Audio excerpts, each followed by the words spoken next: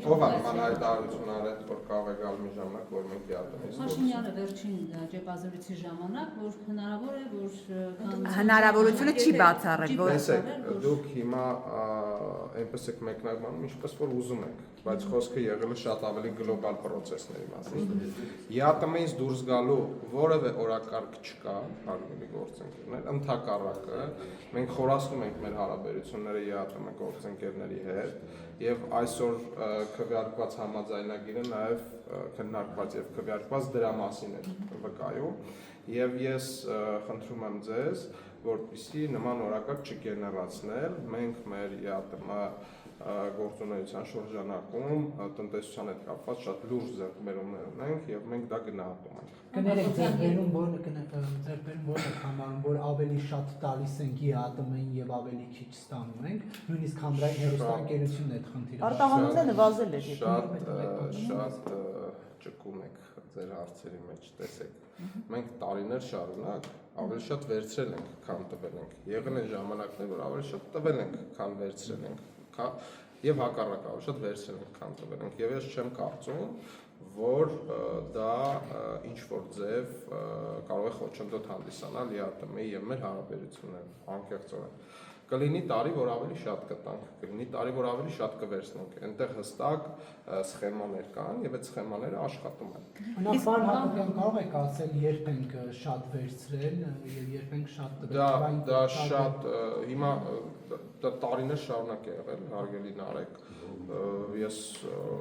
մինչև 2018 թիվը միանշանակ, դրանից հետո եւս մի քանի տարի, բայց եղել է իրավիճակ, որը դա փոխվել է։ Այ որպես թիմի անդամ նույն ՄԱԿ-ի ամբիոնից Նիկոլ Փաշինյանը նաև խոսեց այսպես Զանգեզուրի միջանցքի արտահայտության մասին եւ ասաց, որ Ալիևը պետք է պարզաբանի։ Դուք սպասում եք, որ Ալիևը կպարզաբանի այդ հարցը։ Եվ տարածքային պահանջ է փաստորեն իր մեջ պարունակում, այդ դեպքում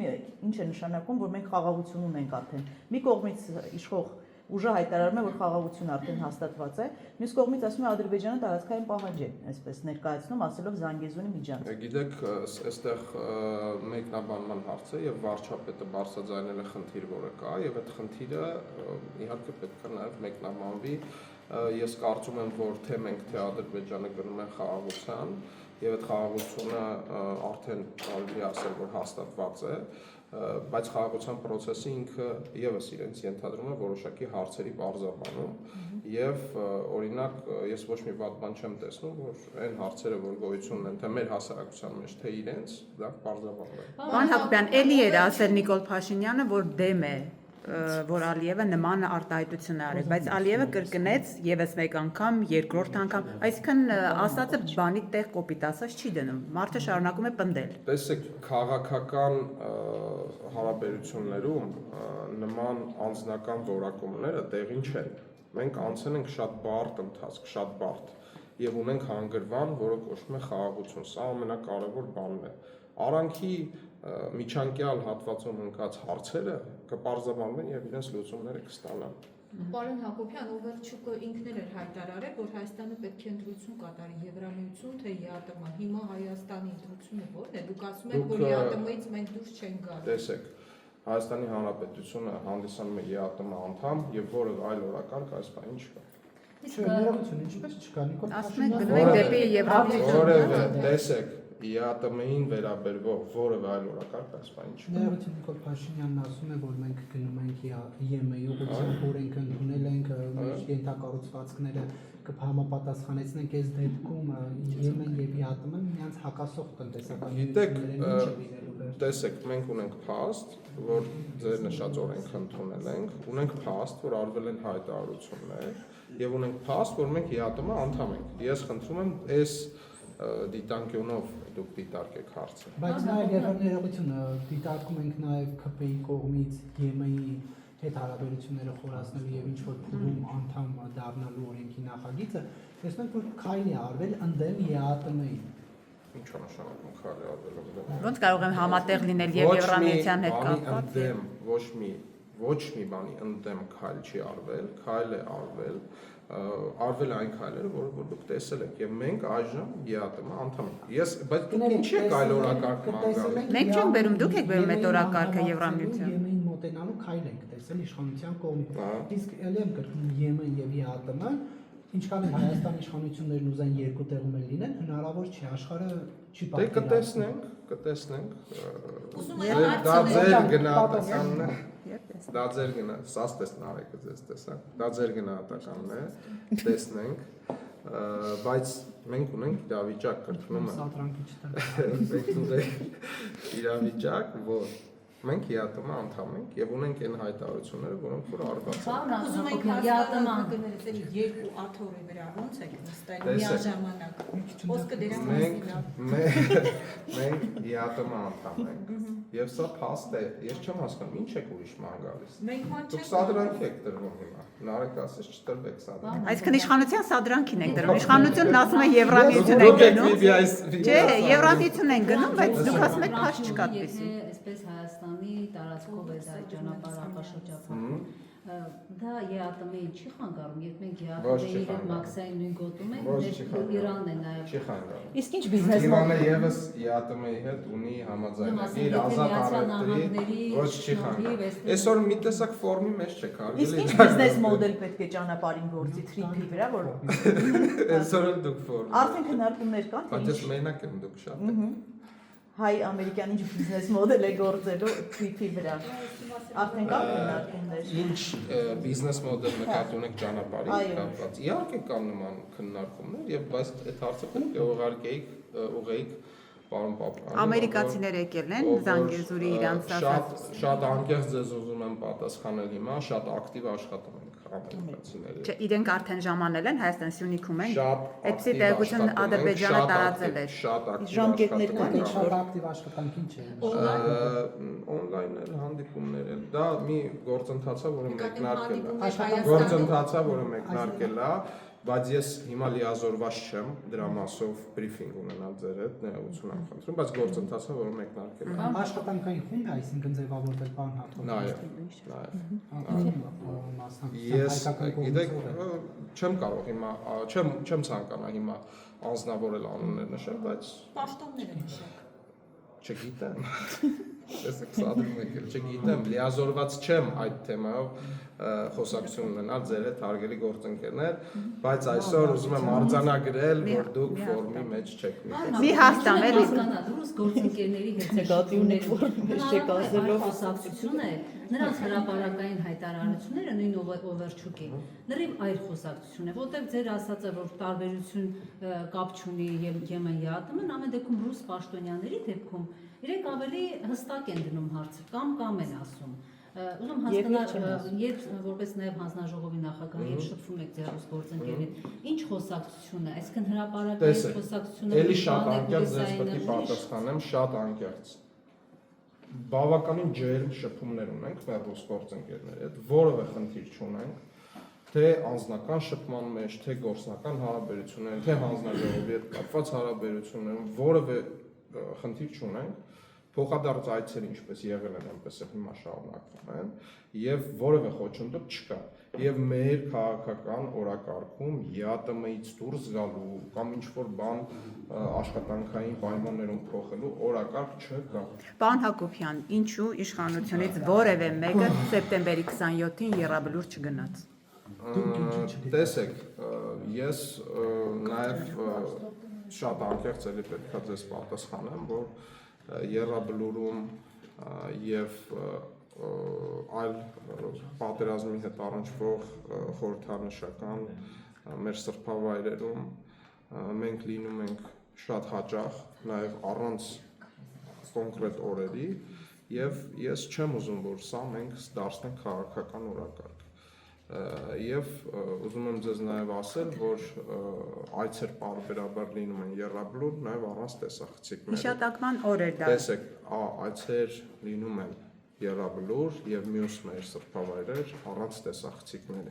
Եվ ընդհանրապես ես չեմ կարծում, որ սա այն հարցն է, որ պետք է քաղաքական։ Այո, մինչ այդ գնում էի։ Օրինակ, պատասխանեցի հարգելի գործընկերներ, որ ես չեմ ուզում այս հարցը մենք քաղաքականացնենք։ Չեն քաղաքականացնում, ինչու՞ չեք գնում։ Չեք զբաղվում քաղաքական։ Բացարձակ։ Դուք զբաղվում եք։ Պարոն Հակոբյան, Շատ իրական եմ ձեր մի քիչ գործունեությունը։ հնարավոր չէ պատկերացնել Նիկոլ Փաշինյան եւ առանց ռիլ ինչ որ այցի հա, տեղ որը չհրապարակվի, բայց այնուհանդերձ երբ է վերջին անգամ օրինակ թիմը կամ վարչապետը գնացել հա Եռաբլուր կամ ինչպես դուք եք ասում պատերազմի հետ կապված այլ խորհրդանշական բայ։ Վարչապետի այցերի մասին դուք կարող եք ստանալ պաշտոնական տեղեկատվություն իր մամուլի պատասխանատուներից, իր մամուլի հաղորդագրություններից։ Իսկ խմբակցության մասով մենք եւս ունենք մամուլի պատասխանատուներ, ովքեր դրանով զբաղվում են։ Հիմա ես չեմ կարող այստեղ նշել, թե մենք ուր ենք գնում, Կար ընդհանուր որոշում, օրինակ որտեղ ենք գուցե կարիք որ որոշում Փաշինյանի որտեղ են կողմից բոլորը անցկացրել իրենց ամառային արձակուրդները կամ ձմեռային հանգիստը։ Ես չեմ կարող ձեզ մի վարքան, ես չեմ կարող եւ ձեզ չեմ կարող հիմա ձեզ տեղեկացնել, թե առաջիկա տոներին ով ուր է պատրաստվում գնալ եւ չեմ կարող ձեզ տեղեկացնել, թե բայց դուք բացառում եք որ չկար ընդհանուր որոշում, օրինակ հրահանգ չի եղել ձեզ տեսեք անձամբ։ Հիշատակի օրը Տեսեք, ես հավաստիացնում եմ ձեզ եւ դուք նաեւ առաջիկայում կտեսնեք, որ այդ օրակարգը եւս կեղծ է, որովհետեւ սեպտեմբերի 27-ի հետ կապված այժմ նաեւ գործընթացներ կան, ես նաեւ որոշ ընթացք հետո երբ ինչ-որ մի բան շրջանառվի, դուք կտեսնեք, ես չեմ ուզում Իմ հարցին չանդրադարձակ կար, հա, կա ընդհանուր հրահանգ, Ռուբինյանը, դուք իմ հարցին չեք տեսեք, պարոն Ռուբինյանը օրենք է նախապատրաստում, որը կդառնա խորհրդանշական օր եւ եթե մենք խուսափեինք որպես քաղաքական թիմ այդ օրակարգից Իմ հարցը դա չէր, արդյոք եղել է հրահանգ, այդ թվում նաև խմբակցությունից ձեզ, որ չգնաք։ Խմբակցության կամ նախ այդ հրահանգ կոչվածը մի քիչ ես հասկանում ձեր համար դժվար է անցալել, որ մեր մոտ քննարկումներով ամեն ինչը որոշվում, բայց ես ձեզ հավաստիացնում մենք SMS-ել ենք տեսել հեռախոսային։ քննարկում ենք ինչ եք տեսել։ SMS-ով մարդկանց աշխատանքից ազատել, այդ հենց հրահանգներ ենք տեսել։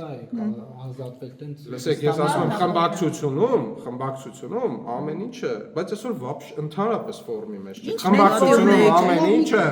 ամեն ինչը քննարկման Ընդհանուր չաթեր չկա, չաթերով ուղղորդումներ չկա։ Ոչ, նման բաներ չկա։ Ձեզ ով որ այդ ինֆորմացիան տվել է, դա հնացած եւ շատ fake նոր չաթ եք բացել։ Fake ինֆորմացիա, այդպեսի բան չկա։ Պարոն Հակոբյան, նայեք, դուք որքան էլ ասում եք, ենթադրվում է, որ չեք գնացել Եռաբլուր կպականից, որպեսզի չգիտեմ, գուցե ադրբեջանական կողմին չնեղացնեք, բայց երեք, այո, որովհետև իրենք ԱՊՀ միջոցառում են անում, ամբողջ, բայց դուք երկու ամբողջ ադրբեջանական հարաբերությունը երեք եղել է։ TV5-ը հասկանալի է, բայց 24 Գործընկերային այդպես բան։ Բայց այս հարցը TV5-ի անունից եք տալի, թե 44 օրյա պատերազմի այս հարցը TV5-ի անունից եք տալի։ TV5-ի անունից են տալի, բայց 24 նյուզի իմ գործընկերներն էլ կարծում եմ կհավանեն հարցը։ Որ մենք չենք գնացել Եռաբլուր, որ Ադրբեջանին չնեղացնեն։ Որտեղ այդպիսի հանրային տրամադրություն ոչ մեկ չի գրել, ես խելացի անձնավորություն եւ կռահում եմ, որ այդ պատճառով չեք գնացել։ Իսկ Ալիևը ԱՊՀ միջոցառում է անում, որտեղ իր Ես ձեր երկաթը քրեքի վրա չեմ կասկածում, բայց ես գիտեմ, որ հրահանգ է գալիս, պետք է անեք, նորմալ է։ չէ, թե SMS-ով հրահանգ։ Ես երբեք SMS Իսկ դուք եք շատ ծանր տարել վարչության անդամ չդառնալը։ Ես նաև